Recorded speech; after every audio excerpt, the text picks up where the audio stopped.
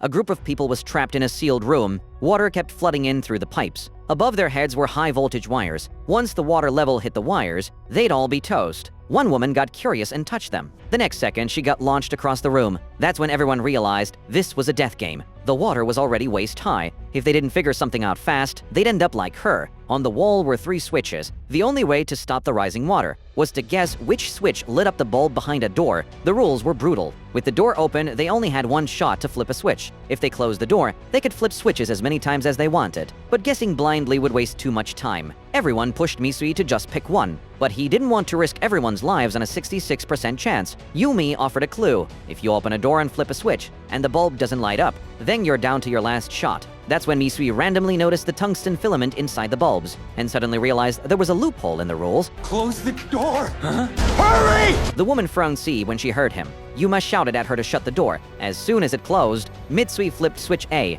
then told them, don't open that door yet. They were both confused as hell. When the water nearly reached their necks, Mitsui quickly shut off switch A, then told them to open the door, and flipped switch B, but the light didn't turn on. Mitsui instantly told the woman to touch the bulb, It's hot!